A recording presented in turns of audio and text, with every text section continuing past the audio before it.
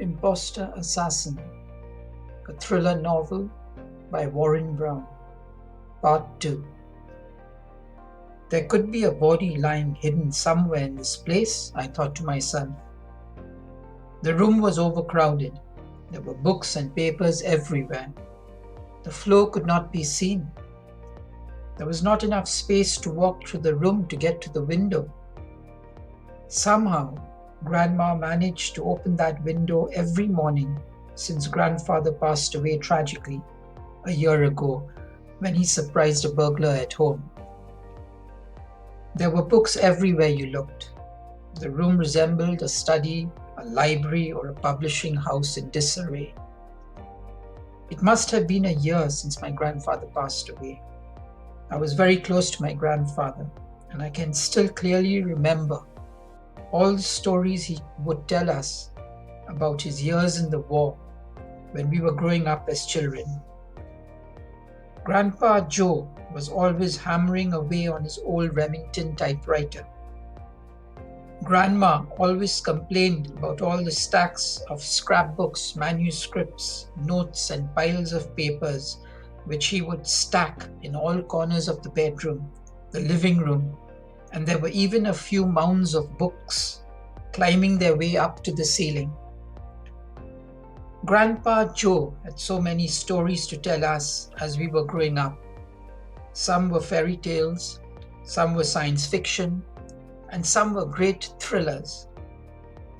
The ideas and the way in which he would tell the stories were really interesting and very inspiring. Grandpa was also a regular storyteller at the local junior school where he would conduct his creative expressions English classes. The children loved Grandpa Joe, the storyteller. I was now visiting my grandma at home.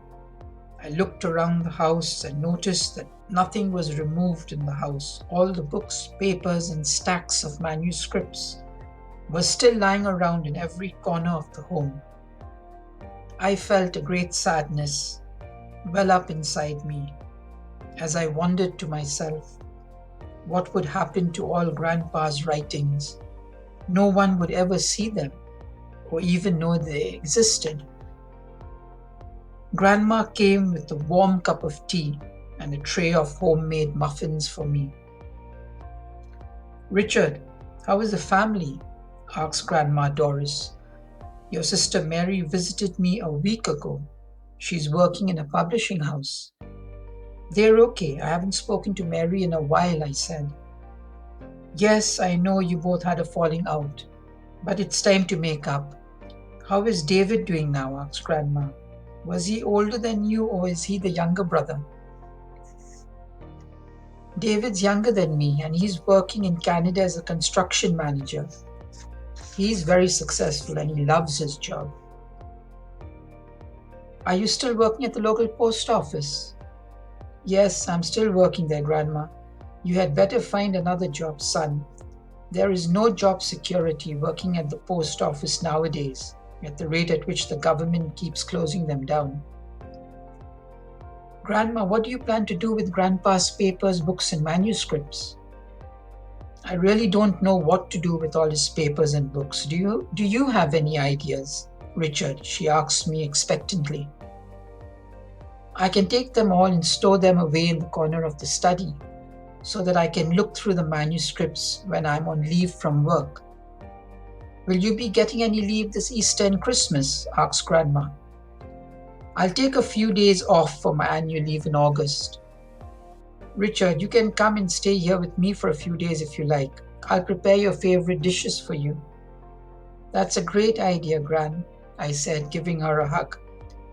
"Is there anything special you'd like me to cook for you during your holidays?" "Maybe a meatball curry and vegetable rice," I said, just dreaming about the delicious food. Grandma was a great cook and everyone in the family loved her cooking.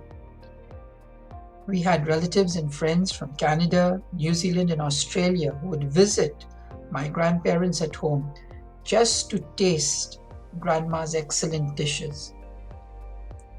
Grandma was always giving out her recipes to people. but they would all come back to inform Grandma that the food did not taste the same. My mother Liz was a great cook as well, and I guess it was all the training in cooking she got from her mother-in-law. I decided to have a look in the old shed at the back of the house. The shed was quite old. Grandpa had all his tools stacked in one corner of the shed. In the center of the shed was a huge pile of plastic boxes. In it were all the handwritten and typed notes, as well as manuscripts of my grandfather's. I went to the far end of the shed and saw large lots of books. There were so many fiction and non-fiction books, including ones on numismatics, birds, philately, and astronomy. I started to work on this pile of books, trying to sort them out into subject categories to donate to the local library and charity shops. Grandma came to see me working at the shed, and which was quite dimly lit with one light bulb. "Richard, rest a bit here. Have a nice warm cup of tea with these cookies I baked on Sunday," said Grandma, handing me a plate of delicious-looking chocolate cookies. I started my work in the shed after Grandma went to rest. I was surprised at the number of typewriters, books, old VHS cassettes I found in the back of the shed. There were also a large number of comics and other literature which I found in storage. A large number of the materials was spoiled in the dampness of the shed, while there were about 2 large bundles of books which were attacked by rodents. It was shocking to see that so many old articles and scrapbooks were soiled due to the poor damp conditions in the shed. It was while I was going through the papers and books that I heard a rustle behind the wooden book racks. I moved behind the book racks to investigate. 2 mice leapt out at me. I was startled, though I was prepared for it. I lost my balance and fell to the floor. I was lucky to land on more old magazines. The mice scampered away into the darkness of the shed and let me go on with my work of sorting out all the mess. I was feeling very tired and went back home.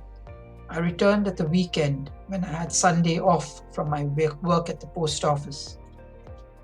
Grandmother was happy to see me again and served me a hearty lunch. It started to rain and the sound of the rain could be heard hammering on the roof.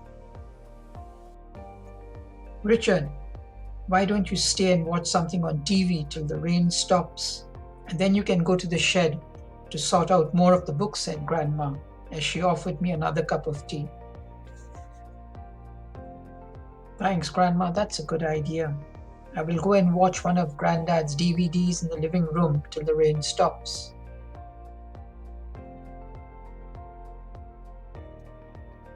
Grandma left me in the living room as she went to prepare some cakes for tea. I went to the living room and sat in Grandfather's big armchair. It was soft and comfortable. I picked up a few of the DVDs from the cabinet. I decided to watch Silverado, one of my favorites. I looked at the small stand beside the cabinet and noticed a small notebook with the list of all the stories and manuscripts written by Grandfather. It was all neatly written and would be perfect for when I needed to get all the manuscripts together and prepare them for publication. By the time the movie ended, the rains had stopped as well. I walked down to the shed. There was red water everywhere. A can of red paint which Grandfather had last used to paint a part of the kitchen wall had toppled over in the flood waters. There was also a fresh hole in the roof of the shed, from where the water was seeping through. The boxes of documents and books needed to be moved. I phoned my friend Gus, who lived close by, who had grown up with me. "Hi, Richard," said Gus as he walked in. He left his wet shoes at the door and wiped his feet before walking into the house. Gus knew how strict Grandmother was with keeping the house clean. "Here, Gus, take this cloth to dry your feet," said Grandmother. "Grandma, Gus and I will be working down at the shed." "Okay, Richard, take a few bottles of Coke from the fridge," said Grandma. Gus and I spent 4 hours clearing out all the boxes of manuscripts and documents from the shed and taking them to the spare room in grandmother's house. This is from the novel Impostor Assassin, a thriller novel by Warren Brown.